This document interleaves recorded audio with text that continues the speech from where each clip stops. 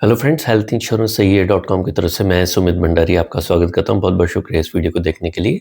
आज का हमारा टॉपिक है योर क्वेश्चंस अवर आंसर्स। हमने आपके पिछले 2-4 महीने में जो टॉप क्वेश्चंस हैं उनको सिलेक्ट किया है, उनके बेसिस के ऊपर आपको आंसर देने की कोशिश करेंगे।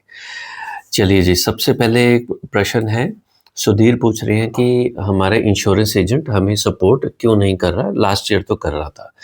देखिए, हुआ क्या है कि आईआरडीए ने और जीएसटी और भारत सरकार ने मिलके आपकी जो इंश्योरेंस पॉलिसी के अंदर जो इंश्योरेंस का जो कमीशन है उसके अंदर 18% जीएसटी लगा रहे हैं।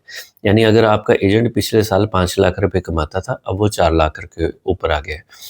और ये एक ट्रेंड स्टार्ट हो गया जैसे म्यूचुअल फंड इंडस्ट्री के अंदर हुआ है कि आने वाले टाइम में ये धीरे धीरे करके इन्होंने इंश्योरेंस एजेंट्स का जो बिजनेस है उसको ठप कर देना है और धीरे धीरे करके लोग इस काम में से निकल जाएंगे।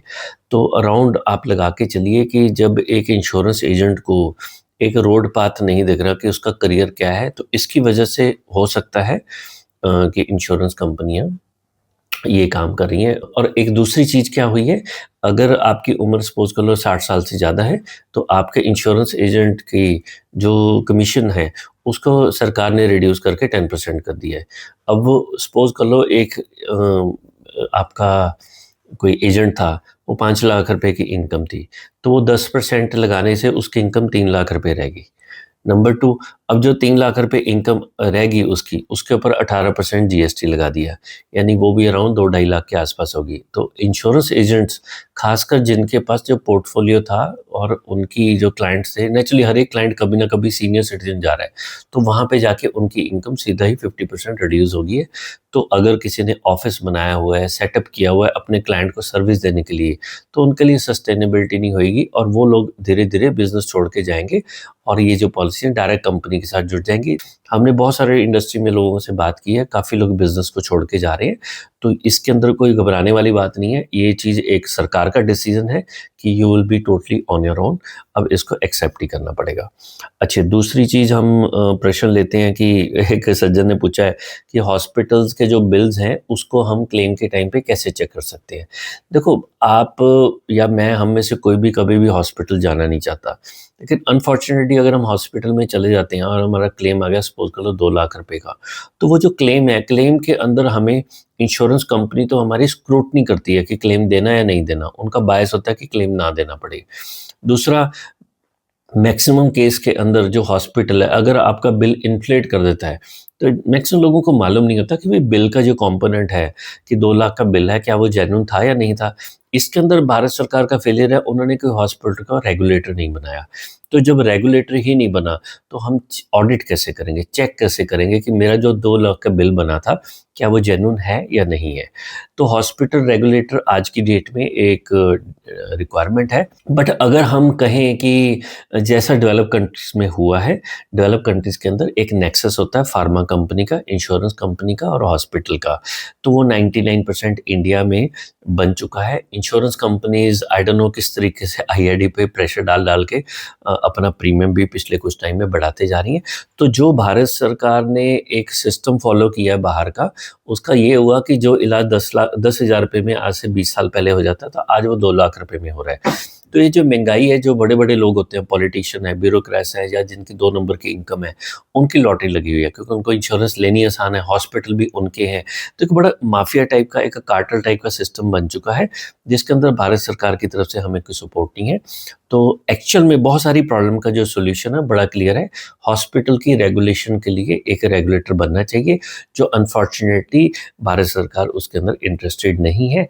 तो फिर वही बात है कि मिडिल क्लास के जो लोग हैं उनकी इंश्योरेंस लेनी ही पड़ेगी and we are totally on our own. और होता क्या है कि भाई हम लोग कहीं न कहीं किसी प्लेटफ़ॉर्म पे रिक्वेस्ट भी नहीं करते। एक गाँव के अंदर लाइट चले जाए 1-2 दिन के लिए, तो वो गाँव के लोग आके सड़क को जाम कर देते हैं। तो उनकी सड़क चल उनका एसडीएम भी आ जाता है, डीसी भी आ जाता है, सारे लोग मिलके उनकी प्रॉब्लम का सॉल्यूशन कर देते हैं। लेकिन मिडिल क्लास का बंदा, इंडिया में एजुकेशन ऐसे दी जाती है कि you are totally on your own, एक-दूसरे से जेलसी करो, रैट रेस है, तो कभी उनकी यूनिटी नहीं हो पाती। तो इसलिए जो सरकारें होती हैं ऑल ओवर वर्ल्ड, वो फिर इन लोगों को चूसती रहती हैं और आपका कोई मतलब ये टोटली ऑन योर ओन ये मान के चलना पड़ेगा। तीसरा एक प्रश्न आया है जो पिछले कुछ दिनों से इंटरनेट के ऊपर काफ़ी चर्चा में चल रहा है कि मटेरियल फैक्ट्स चेंज। ये मटेरियल चेंज या मटेरियल फैक्ट बेसिकली क्या होता है? मतलब सपोज़ करो आज मैंने पॉलिसी दी और आज से 10 साल के बाद मुझे कोई बीपी, शुगर, अस्थमा, थायराइड की बीमारी होगी। तो अगर मैं कंपनी को रिन्यूअल के टाइम पे उसको इंटीमेट करता हूँ, तो उसको बोलते हैं कि जो मेरे ओवरऑल मतलब टेक्निकल वर्ड हो गया कि मटेरियल चेंज हो गया। यानी जो मैंने डिक्लेरेशन दी थी प्रपोज़ल पॉलिसी लेते हुए उसमें और आज 10 साल के अंदर चेंज हो गया। नॉर्मली आईआरडी की एक रूलिंग थी 2012 के अंदर कि अगर किसी पर्सन की हेल्थ स्टेटस या कुछ भी चेंज हो जाता है, उसका रिस्क अल्टर हो जाता है, तो आप उसका प्रीमियम बढ़ा नहीं सकते। आप उसके पॉलिसी में कुछ भी नहीं चेंज कर सकते या दूसरे मायने में ये कहें कि सपोज़ करो आज किसी पर्सन की 20 लाख की पॉलिसी है, उसको कैंसर हो गया और उसने 20 लाख रुपए यूज़ कर लिए, तो अगले साल भी उसका प्रीमियम सभी लोगों के बराबर ही होगा। आप उसको चेंज नहीं कर सकते। तो ये बड़े सालों से 2012 से चल रहा था। पीछे इंडिया में 4 कंपनी पॉइंटेड हुई हैं, सोशल मीडिया के ऊपर भी आ रही हैं। ये चारों कंपनीज़ ने अपनी पॉलिसी के अंदर एक क्लॉज़ इंसर्ट कर दिया है कि अगर आपका रिन्यूअल के टाइम पे मटेरियल चेंज हुआ है, यानी कोई भी आपकी हेल्थ कंडीशन या रिस्क में कुछ अल्टरेशन हुई है, तो हम आपकी पॉलिसी का प्रीमियम बढ़ा सकते हैं और दिस इज़ टोटली इल्लीगल। अब ये जो टर्म्स एंड कंडीशन जो पब्लिश होती हैं इंडस्ट्री के अंदर या हम बोलेंगे जो पब्लिक डोमेन में जो चीज़ें पब्लिश होती हैं, ये आईआरडी अप्रूव करता है। अब या तो आईआरडी में जो लोग बैठे हैं वो ये ट्रेंड को फ़ॉलो कर रहे हैं कि हम पुरानी चीज़ को अब नहीं मानेंगे, आज से आप चेंज कर सकते हो। तो उसमें फ़ायदा किसको हो रहा है? इंश्योरेंस कंपनी को। एक कंज़्यूमर को नुकसान हो रहा है। अब इसके अंदर अब जो सोशल मीडिया में ये चीज़ आई है होगा अब हो सकता है कि आने वाले टाइम में सारी कंपनियाँ कर दें, लेकिन इसके अंदर ये एक अगेन रेगुलेशन की बात है। अगर ऐसा कोई लॉ है, हमें मालूम है ऐसा लॉ है, अगर ऐसा कोई लॉ है, तो उसको इम्प्लीमेंट करने की ज़िम्मेवारी तो बेसिकली आईआरडी की ही है। तो अगर आज आपकी पॉलिसी है, तो आप अपने इंश्योरेंस एजेंट से, एग्ज़ेक्टिव से, कस्टमर केयर एग्ज़ेक्टिव, अपने कंसल्टेंट से पूछिए कि क्या मेरी पॉलिसी में ऐसा चेंज हो सकता है?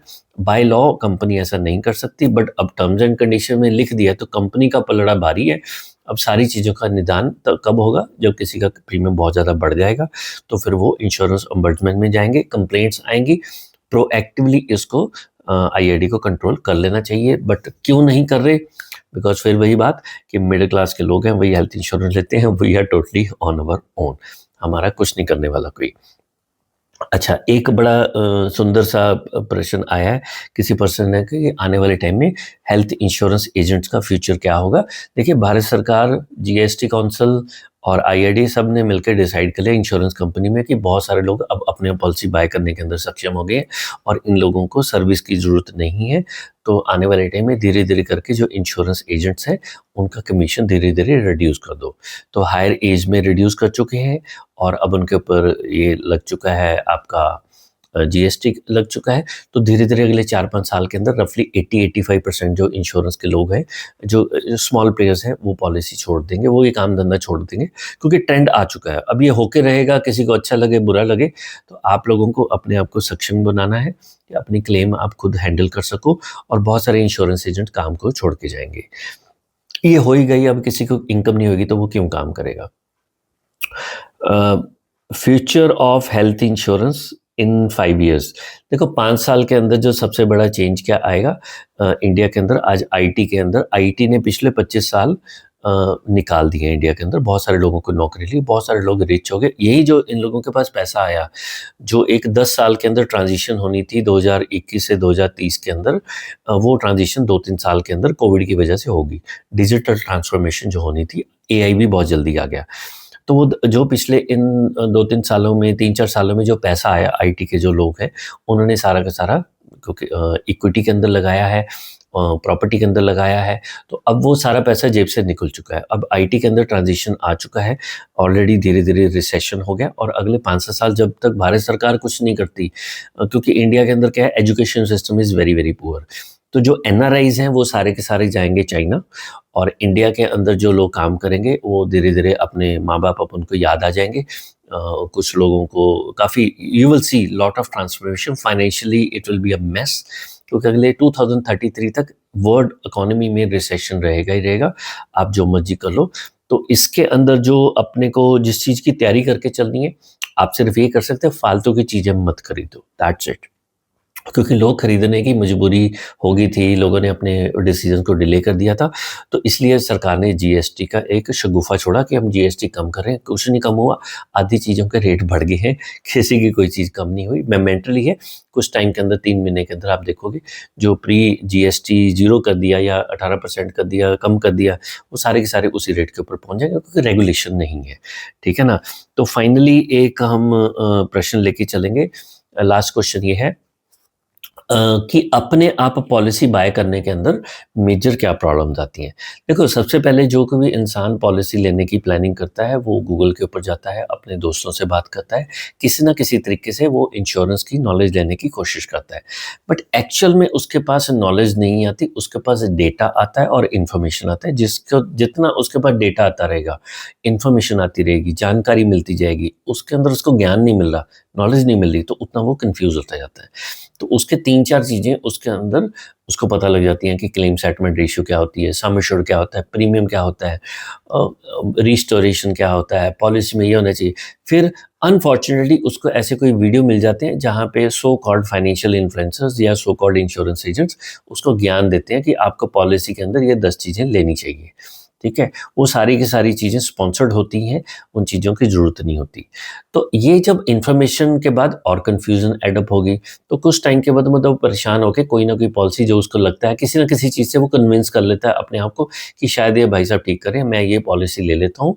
तो जो उन्होंने किसी के कहने से वो प्लॉट ले लिया, स्टॉक मार्केट का स्टॉक ले लिया या आपने पॉलिसी ले ली, अब वो वक़्त के अंदर आने वाले टाइम में ही पता लगेगा कि वो डिसीज़न सही था या गलत था। एक्चुअल में जो चीज़ सही तरीका क्या होता है कि आपको अपना नीड बेस्ड एनालिसिस करवाना चाहिए। आपको पता हो कि आपकी ज़रूरत क्या है, इन्फ्लेशन एक्चुअल में कितनी है और मार्केट में कल को रिसेशन आ गया तो क्या ये पॉलिसी मैं चला पाऊँगा? अगले 30-40 साल मैं प्रीमियम पे भी कर पाऊँगा? क्योंकि आप लोगों को शायद ये चीज़ नहीं पता कि आज चाहे आप 5 या 10 लाख की पॉलिसी ले लो, जब आप ओल्ड एज में जाओगे तो अब आपको 50 लाख, 1 करोड़, 2 करोड़ हो सकता है 5 करोड़ की पॉलिसी लेनी पड़े, जिसके प्रीमियम 3 लाख से हो सकता है 10 लाख के बीच में हो। यानी आने वाले टाइम के अंदर जो ट्रेंड अभी चल रहा है क्योंकि रेगुलेशन नहीं है और सरकार ने खुला हाथ दिया हुआ है, इंश्योरेंस कंपनी जो मर्ज़ी करे, तो आने वाले टाइम में अगर आज आपकी उम्र 30-35 के आस-पास है, जब आप ओल्ड एज में जाओगे, कोई बड़ी बात नहीं है कि आपके प्रीमियम 5 लाख, 8 लाख, 10 लाख हो जाए पर ईयर। ये होके रहेगा, ये जो ट्रेंड है। अब ये जो चीज़ें अगर आप इसकी स्टडी नहीं करते और आँख बंद करके कोई भी पॉलिसी लेते हो, फिर भगवान ही मालिक है, ठीक है? तो आप अपने परिवार के मुखिया हो, आपकी ड्यूटी बनती है कि जब आप पॉलिसी बाय करें, उसके अंदर एटलीस्ट कोई मिस्टेक ना हो, कुछ मिले से ना मिले, क्लेम रिजेक्शन नहीं होना चाहिए क्योंकि क्लेम रिजेक्ट करने के कम से कम 500 से ऊपर रीज़न्स हैं। अगर वो रीज़न्स आपको नहीं पता, तो आप आँख बंद करके जो पॉलिसी बाय कर रहे हो, वो तीर-तुक्के वाला ही काम है, लग गया, नहीं तो ना सही, ठीक है? तो it is a very important decision in your life, तो आप इसको लाइटली मत लीजिए और आँखें बंद करके किसी पे विश्वास मत करिए, ठीक है? चलो, आप हमारी वेबसाइट है healthinsurancesahiye.com, उसके ब्लॉग सेक्शन में जाके हमारे डेली आर्टिकल आते रहते हैं, उससे अपना ज्ञान बढ़ा सकते हैं।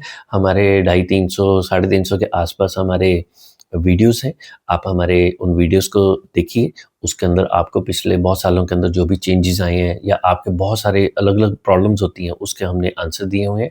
जो सही चीज़ें हैं, एक्चुअल में जो आपके लिए ज़रूरी हैं, उन चीज़ों को हमने थोड़ा-सा तल्ख़ अंदाज़ में यानी ब्लंटली स्ट्रेट फॉरवर्ड लैंग्वेज में आपको बताया है, ठीक है? हमने ये अक्टूबर महीने के अंदर मतलब अब कुछ लोग जो हमारे रेगुलर फॉलोअर्स हैं, उनको मालूम है कि हमारी ये स्कीम चल रही है। हमने 31 अक्टूबर तक लोगों के लिए फ्री कंसल्टेशन दी हुई है। अगर वो आप अवेल करना चाहते हैं, कर सकती हैं। थोड़ा टाइम लगेगा कंसल्टेशन में। किसी को लगता है कि अपनी पॉलिसी को न्यू बाय करना है, ऑडिट करवानी है, पॉलिसी को पोर्टेबिलिटी की सजेशन लेनी है, मेरी पॉलिसी सही है या नहीं है, या आप उसको रिव्यू करवाना चाहते हैं लॉन्ग टर्म के हिसाब से, तो आप हमारे पैकेजेस बाय कर सकते हैं। क्लेम सपोर्ट का भी हमारा पैकेज है, जिसकी सारी इन्फॉर्मेशन आप हमारी वेबसाइट से ले सकते हैं, healthinsurancesahiye.com। चलिए, इस वीडियो को देख के अगर आपको लगा आपको 2% भी, 5% भी कोई फ़ायदा हुआ है, तो काइंडली इसको लाइक करिए, अपने दोस्तों के साथ शेयर करिए। It is a contribution towards society. आप एक ना एक तरीके से सही इन्फॉर्मेशन को कुछ लोगों तक पहुँचा सकते हैं। अच्छा लगे तो हमारा चैनल आप सब्सक्राइब कर सकते हैं और अपने दोस्तों के साथ शेयर कर दीजिए। चलिए, इस वीडियो को देखने के लिए आपने समय निकाला, बहुत-बहुत शुक्रिया। जय जय श्री राम।